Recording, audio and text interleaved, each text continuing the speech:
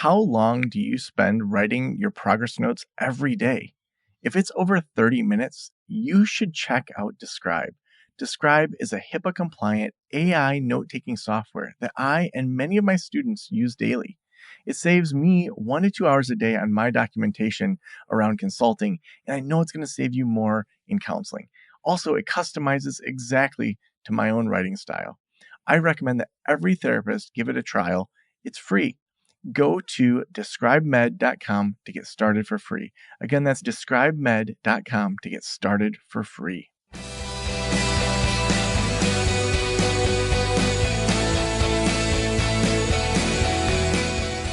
This is the Practice of the Practice podcast with Joe Sanok, session number 1226.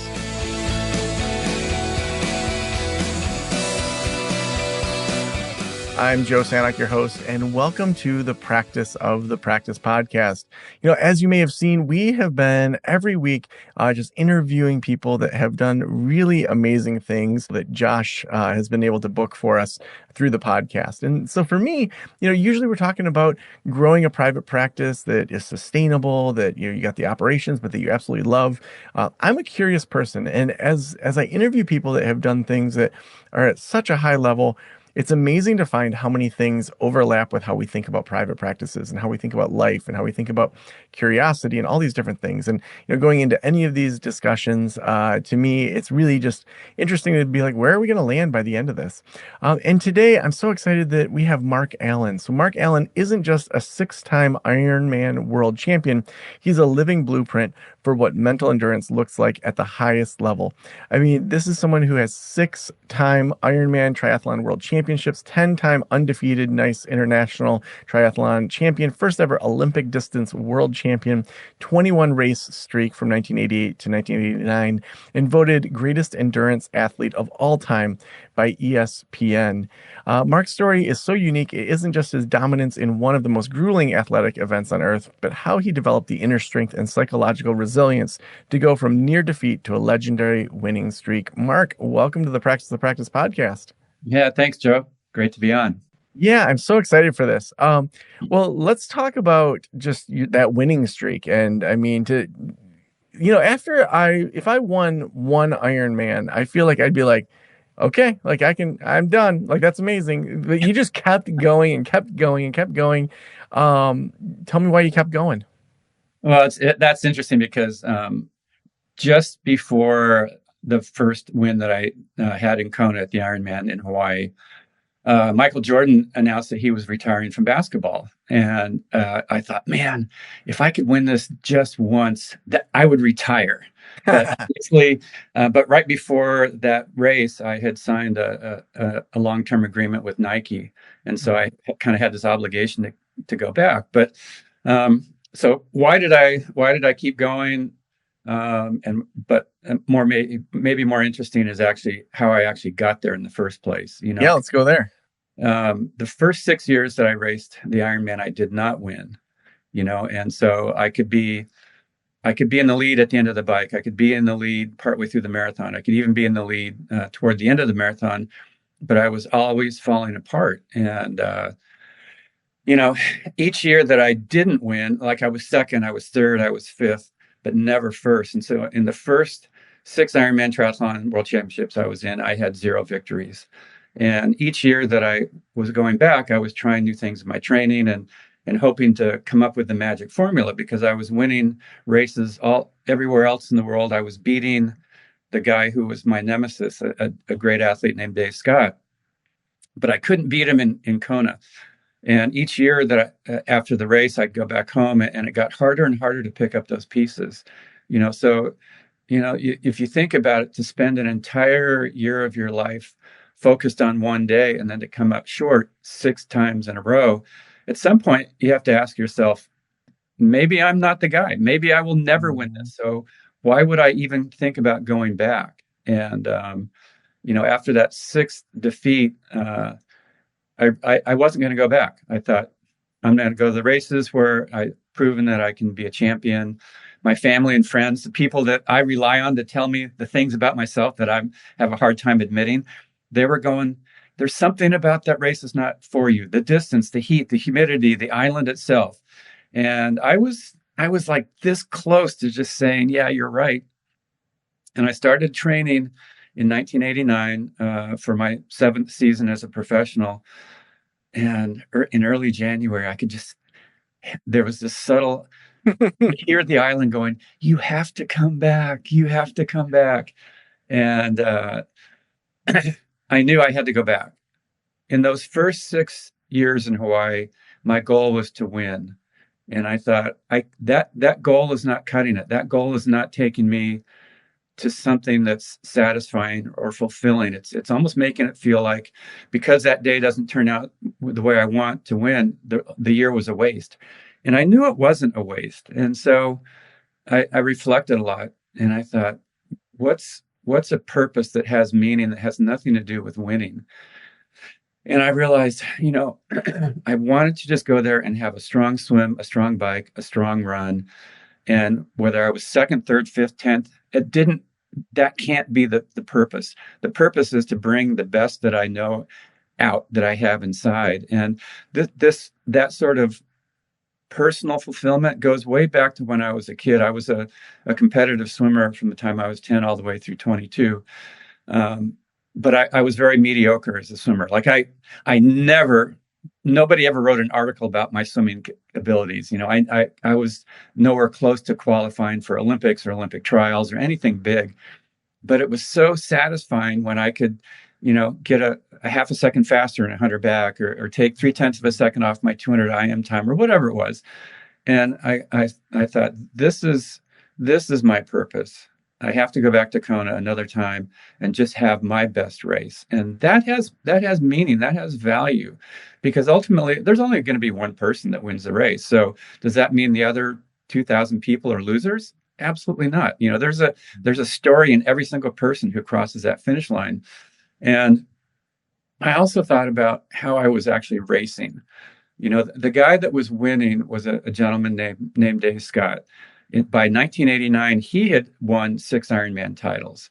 So he was the first 6-time Ironman world champ. I was the second one that came along. Mm-hmm. Anyway, when he got off that plane in Kona, it was like he got pumped up, and he looked bigger than life, like a superhero, and he looked invincible. And he was one of those guys that loved to just control the pace of the race, and to be in the lead and make everybody follow his game plan. And so I thought, well, when I go to Kona, I have to get all pumped up and feel like I'm invincible and like I'm a superhero. And I sort of reflected on that approach. That saying, and I thought, that's not the way I race best. The way I race best, the way that I have proven that I can come out on top and have my best race, is, yes, have a few strategies of how I'm going to race it, depending on the dynamic, but ultimately just go into it and figure out on race day. I just don't know how the race is going to unfold. And if I'm trying to control it, that takes so much energy. It's much easier to just solve that puzzle in the moment as it's unfolding. And so, that saying, you may as well be yourself because everybody else is taken. And yeah. So that's how I went into the Ironman, my 7th Ironman in 1989. I thought, I need to just go there and be me. And when I got to the island that year, I went to a place along the ocean where it feels like I can kind of make a connection with the island. And I said, hey, big island, let it be okay and enough that I'm just here as me and not try to be like anybody else. Mm-hmm. And I just felt this ease and this calm and this connection to the beauty that was all around me. And suddenly, the race wasn't as intimidating, and I didn't have that need to win.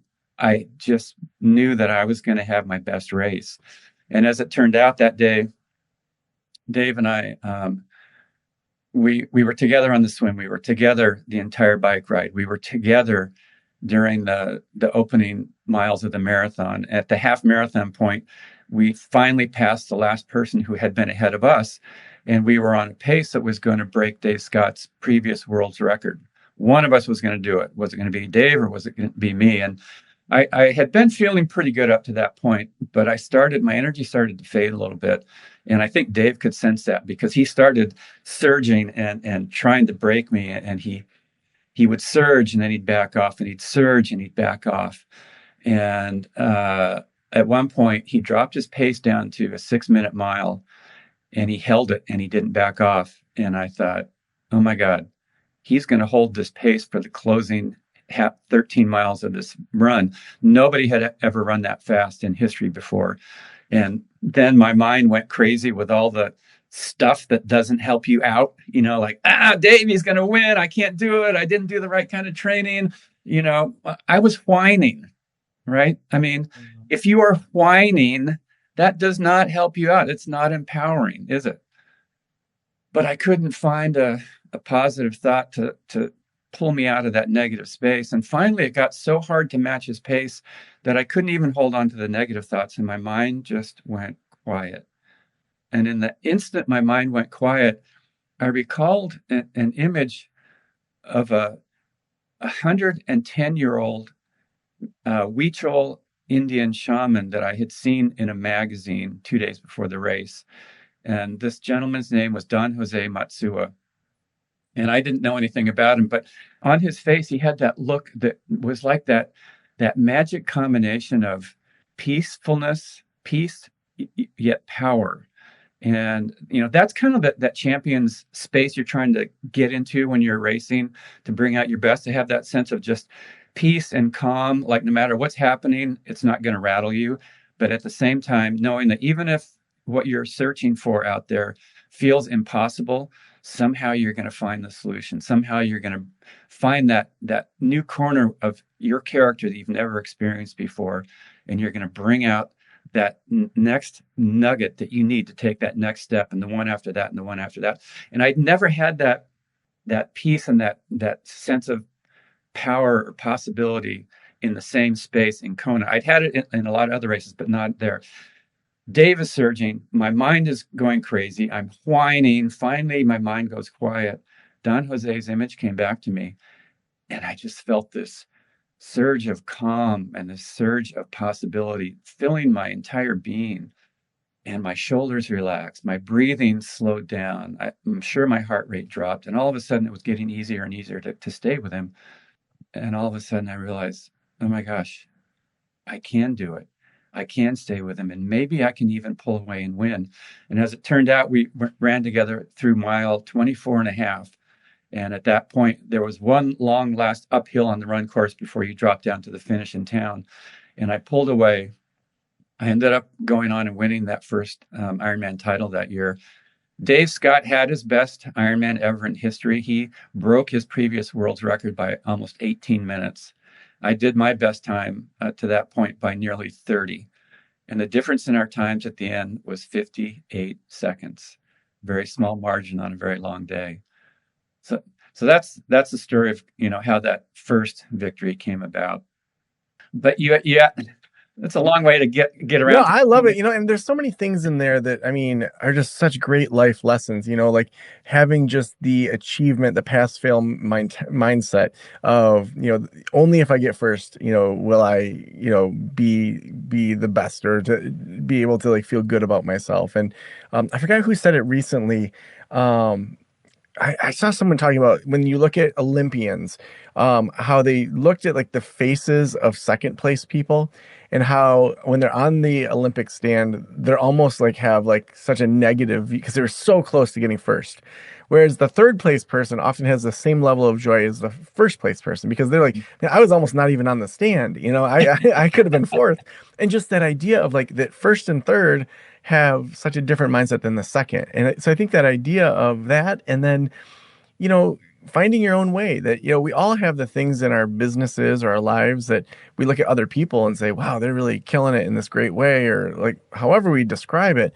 But it also could be that that's not your way. That idea of people can't compete with you when you're being yourself. And I think especially in the business world, and, kind of this whole like influence or market stuff, when you're just trying to be like somebody else, like that doesn't make you stand out at all.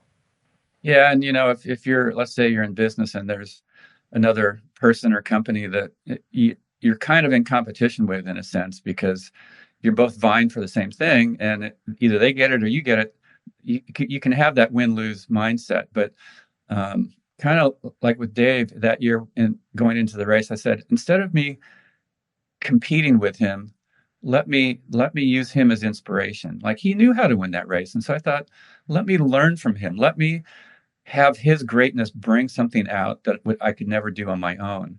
And so you're, instead of being in competition, you're in cooperation with them, and using other people in your field or in your business or in, in a racing situation to elevate you, as opposed to sort of push you down because they're getting it and you're not, and then ultimately, asking yourself in each moment, especially when it gets tough, or especially when you feel something you're searching for slipping from your fingers, asking yourself, is this the best version of myself right now?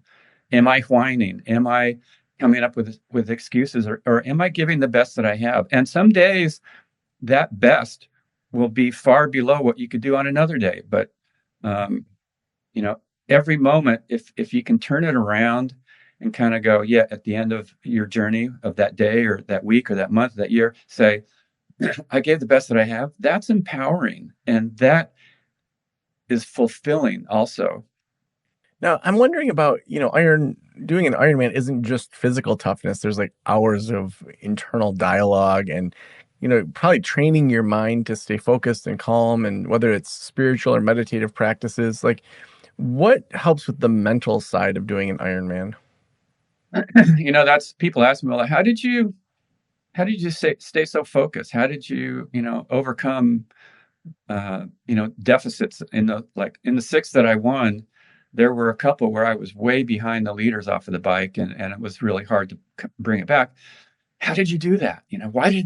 How did you think you could? And I said, I didn't know if I could. But Mm. I did practice in my training. Every time there was something going on in a workout, and I had to turn it around, I would try to be very conscious of that and to practice that. Because, like, if you wait until race day to sort of strengthen your mind, you're not gonna. It's just like your muscles; you're not gonna have it.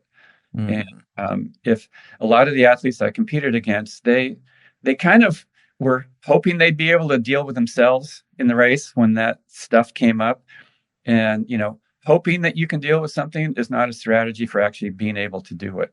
And so, any simple workout that I was doing, there might be something like, it's too hot, I'm getting tired, I don't know if I can make that next interval, don't know if I can make that next time.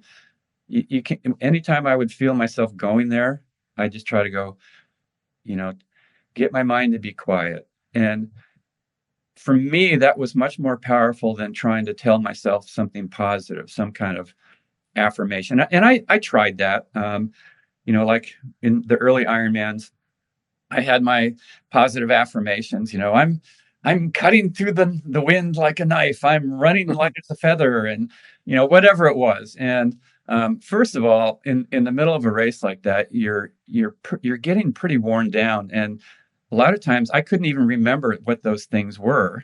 And secondly, if I could remember them, I didn't believe them. Like, you're running light as a feather. No, I feel like I weigh about 10,000 pounds and I can barely get my feet off the ground. And so for me, that didn't work. And so I found that there it is. There's that calm. There's that peace. There's that quiet. And when I stop that thinking, stop that part of my mind that's judging this moment as good or bad, it's so much easier to deal with it. Yes, I would still analyze. Like, if I'm not feeling good, I'd ask myself, what do I need to change? What can I change? Do I need to slow down? Do I need to eat more, drink more? Is there anything that I can do to make this a little better?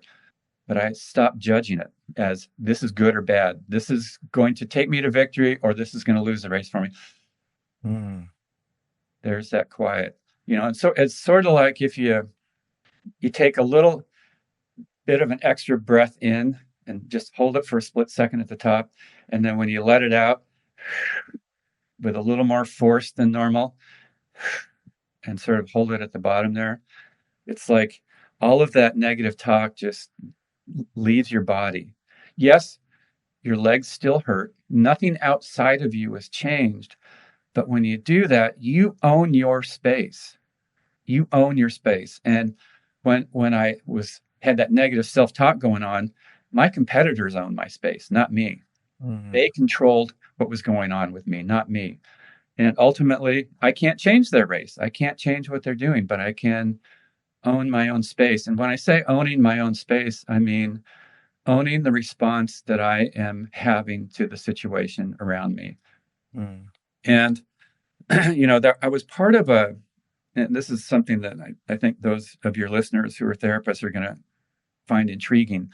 I was part of a study years ago where a woman was trying to figure out if there were personality traits that were in the endurance athletes had in common who were world champions, world record setters, Olympic medals, all that.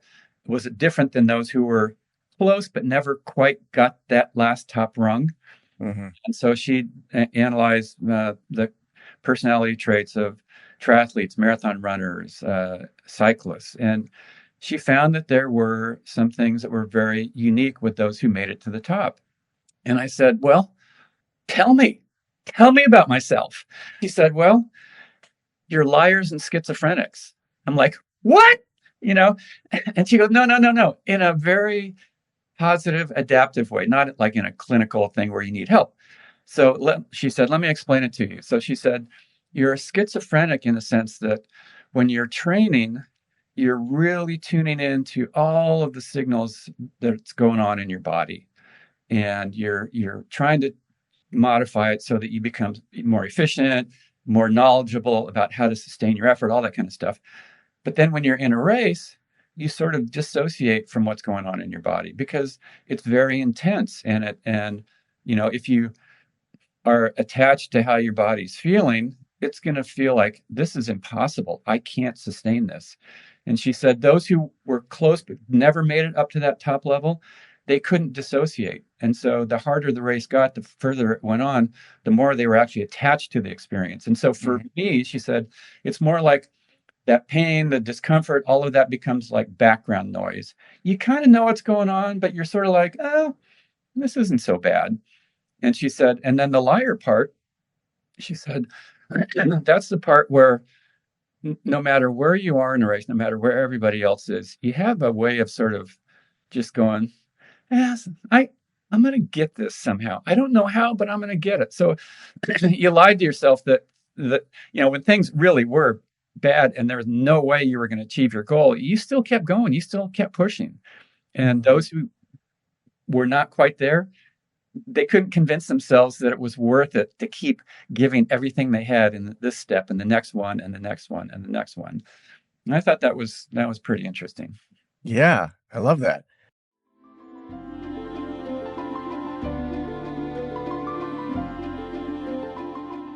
As a therapist, I can tell you from experience that having the right EHR is an absolute lifeline. I recommend using therapy notes. They make billing, scheduling, note taking, telehealth, and e prescribe incredibly easy. Best of all, they offer live telephone support that's available 7 days a week. You don't have to take my word for it. Do your own research and see for yourself. Therapy Notes is the #1 highest rated EHR system available today, with a 4.9 out of 5 stars on trustpilot.com and on Google. All you have to do is click the link below or type promo code Joe on their website over at therapynotes.com and receive a special 2-month trial absolutely free. Again, that's therapynotes.com and use promo code Joe on the website. If you're coming from another EHR, Therapy Notes will also import your demographic data quick and easy at no cost, so you can get started right away. Trust me, don't waste any more of your time and try Therapy Notes. Just use promo code Joe at checkout.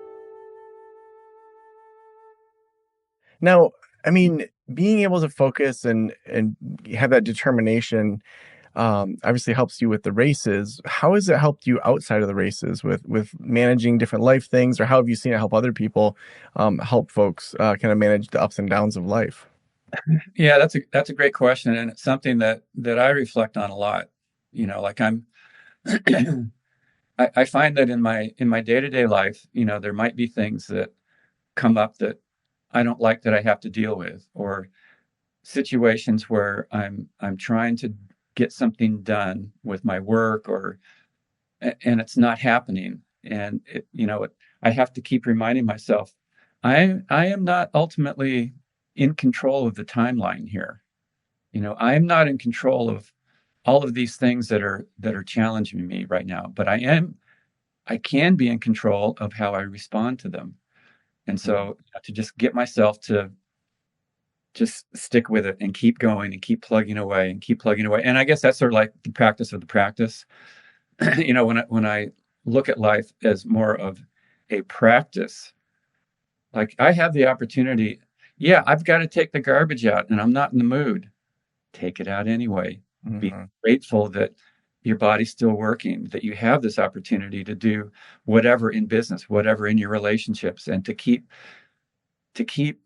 uh, giving the best that you have, even if in that moment it doesn't look like it's going to take you to where you want to end up. Then that journey becomes so meaningful, and ultimately, if you do get there or you don't, it still has value. And so that practice of just being the best version of myself that I can, and realizing that most of life you plug away and you don't get any praise for it.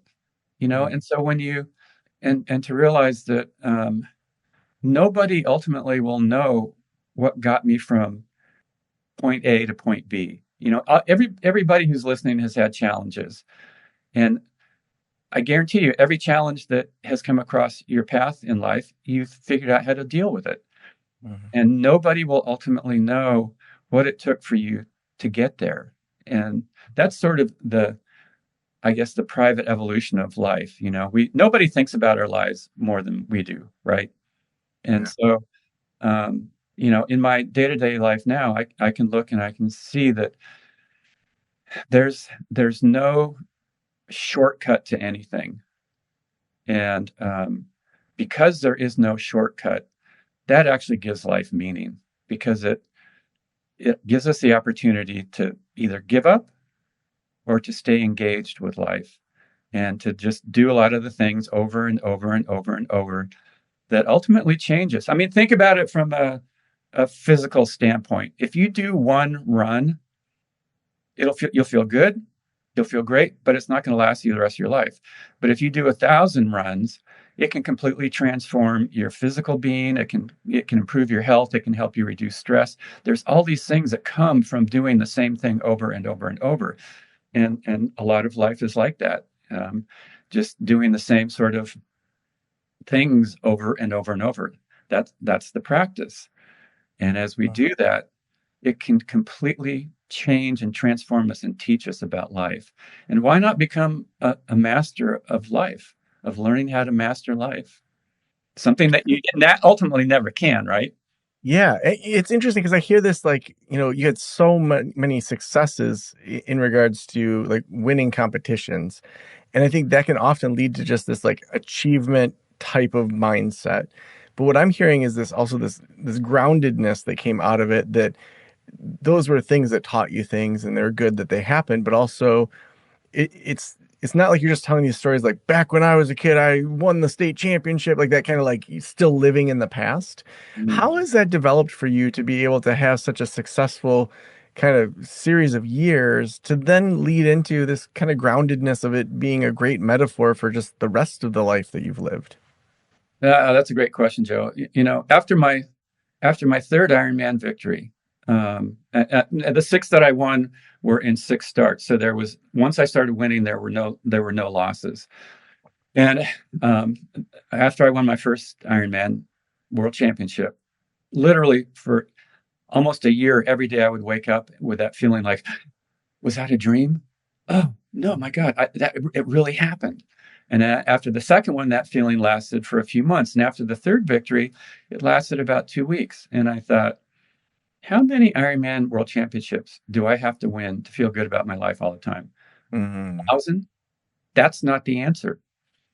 And so I was when I started my training the following year, I was really searching for maybe a different focus of going into those races. And I was out for a long bike ride. I was by myself. I was resisting it. It was the last day of winter, the last day of that season of darkness. And I was I was doing the ride because I felt like, quote unquote, I had to. And I went through a stoplight, and a pickup truck turned right in front of me, smashed into me, broke my bike into a bunch of pieces. I went up on the hood, down on the ground, popped up, and I heard this, and my collarbone had been broken. And I felt like I was sort of in another world for a bit there. And I went to the hospital. They fixed me up. They did whatever they could, got the sling and the whole thing. And so now I'm looking at 6 weeks of really very little training until that heals up. That's a very critical period to set up your fitness for the season. And so anyway, that night I was watching a movie, and it was Edward Scissorhands. And I felt like I was watching something that was so symbolic of me. I mean, here's Edward Scissorhands. He's got this incredible talent, but he's so misunderstood. And I felt like sometimes I'm like that. Like, people just don't get me because I don't fit into a mold like a lot of other athletes or other people. And so anyway, I got up. I was toward the end of the movie. I got up and I was walking down the hallway in my house. And the next thing I know, I'm like coming back through a tube into like consciousness. And I'm looking around trying to figure out what happened. And I was looking up and I realized I had passed out, and there was all this wetness on my face. And I went like this, and there was just blood gushing out of my head. And so I had to go back to the emergency room the second time in the same day for something different. And it was like I was between worlds, and there was nothing that had meaning for me. Like, all of the motivations that I'd had to race in the past were gone. And I thought, why would I ever want to go back? Mm. I don't even know what I want to do. I have no idea what has meaning or purpose for me in my life right now. And I felt like I was floating between worlds for a week or two. And then finally, I started to come into this realization, like, what really has meaning for me in this journey that I'm on in triathlon is to find the best version of myself, to just bring a little bit more into it, and to just see how good I can get. And that has nothing to do with how I compare with everybody else. And that's an easy thing to say. It's a harder thing to live, because we do compare ourselves to other people. But just like making money, there's always going to be somebody who makes more. In athletics, there's always going to be somebody who can be faster than you on any given day. What's my journey? And so the next three Ironmans that I went to, the second three victories, were really about bringing the best version of myself into it that I could, and to just getting that little bit more out of my genetics, out of my performance. And that journey was, I think that's a lot of what sort of gave me that groundedness, and made me realize that this isn't about winning or losing. This is about evolving me as a human being. And, when we put ourselves, especially by choice, into challenging situations, there's nothing more rich that can come out of it other than insight. I got to write that down. It's not about winning or losing, but becoming a better human being. It's so interesting. Like, right before you, and the episode I'm about to reference isn't coming out till later in the summer. I talked with Hillary Allen, which, she's an ultra marathon runner who does mostly trail runs, so big steep cliffs and stuff like that. And she at the time had won 6 or 7 world championships, and then had a 150-foot fall off of this one cliff in Norway. And had to get airlifted and all this stuff. And it very similar story to where you're saying that some of this just physical, like getting hurt, made you reset, like, what is my purpose? Like, you potentially had lost it all. Like, you didn't know at that point, am I ever going to compete again, with a broken collarbone and all that, and all the stuff going on with your head. Like, swimming doesn't sound like it would be the easiest thing after that without some PT. And so it's like, it's interesting how, when even outside of sports we feel like we've lost it all, it often becomes this like human or spiritual stirring up. I even think about in 2021, when my daughter's mom, left me and them when we were on a road trip during the pandemic. And, we got a divorce and I became a unexpected single parent raising these two little girls primarily on my own. It's like that level of just trauma in my life was so hard, but also fast forwarded so much of my own, like, what the heck is my world about? Like, I've kind of been in this role as a husband and as a good partner and all these things that I thought were the blueprint, to then have that opportunity to say, like, what am I actually at the core? To me was such a defining human experience to say, I get to be Joe for a lifetime. Like, what could Joe do? It like unleashed me in a way that I don't have nearly as many of the, just like, whether it's relationship ladder or business ladder, like I have to do these things to be successful, instead of like, what do I find exciting? And that's when we started doing more podcasts. Like, I freaking love talking to people like you. So it's like, it's interesting how often that pain and that purpose are like the same, like different sides of the same coin, like in the way that like Alan Watts talks about. So I just love what you're saying here. The last question I always ask is, if every private practitioner in the world were listening right now, what would you want them to know? What would I want them to know? I guess just to, somehow instill in their patients that nobody is perfect. No situation is perfect. Life will continue. There will always be things that challenge us in life, but there are also going to be so many things that intrigue us about life. Mm, And to find the things that really intrigue you. And that goes back to how I even got into the sport of triathlon. In college, I got a degree in biology, and there was nothing that I was seeing um, that was really that I was going to do with that. And so I was really lost for a couple of years. And in college, they'd say, "Well, follow your passion," and if I had followed my passion, the two passions I had way back then was to surf and to play the guitar. And if I had followed either of those two passions, things that I'm very mediocre at, I'd be a starving musician supporting myself selling board shorts in a surf shop. But one year in 1982, I saw the Ironman triathlon on television on Wide World of Sports. And that seemed, I thought, how can people do that? How can they go that far in one day? 2.4-mile swim, 112-mile bike ride, a marathon. And there was this intrigue, this thing like, I want to try that. I don't know if I can do it, but I want to try it. And that intrigue is what drew me into the sport. And that was a huge turning point in my life. And, fast forward to 1989, I told you about that image of Don Jose that I saw in the magazine. And next to him was his adopted grandson, a photo of him, a gentleman named Brant Secunda, who was also a shaman, who teaches here in the United States. And after the race, that vision of Don Jose was so powerful that I eventually met Brant and started studying with him.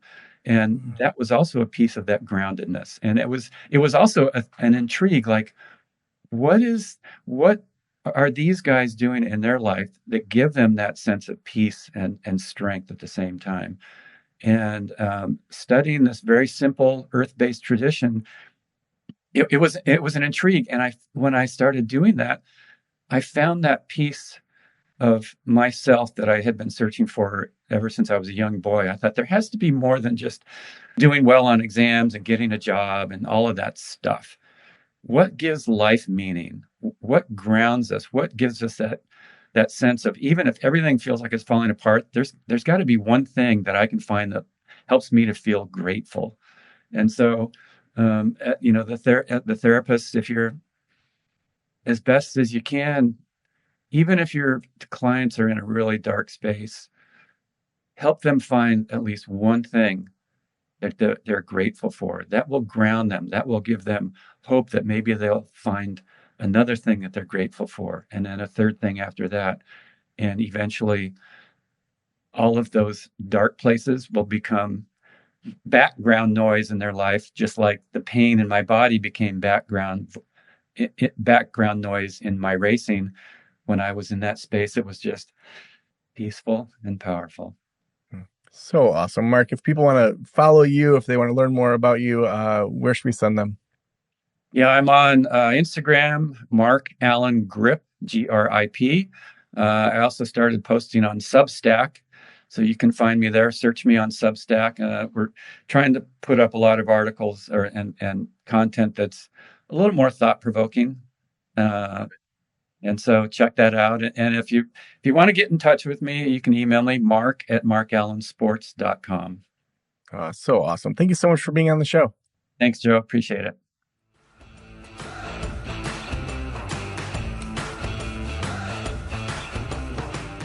Doing this series has just been so enlightening. I did one sprint try when I turned 40.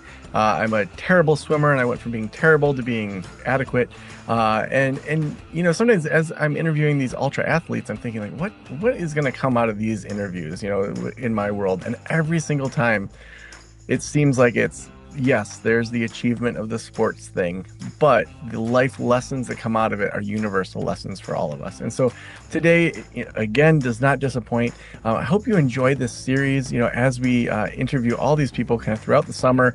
Great that Mark is one of our first ones that we were able to do. We also couldn't do this show without amazing sponsors like Therapy Notes. Therapy Notes is the best electronic health records out there. They will help you switch over from your current EHR. They also give you 2 months for free or just money off if you use promo code Joe at checkout. They are phenomenal. They help with automated billing. It's going to make it easier to outsource your billing. So many reasons to switch to Therapy Notes. Just head on over to therapynotes.com, read about it, and at checkout, just use promo code Joe. Thank you so much for letting me into your ears and into your brain. Have a great day. I'll talk to you soon. Special thanks to the band Silence is Sexy for that intro music, and this podcast is designed to provide accurate and authoritative information in regard to the subject matter covered. It is given with the understanding that neither the host, the producers, the publishers, or guests are rendering legal, accounting, clinical, or other professional information. If you want a professional, you should find one.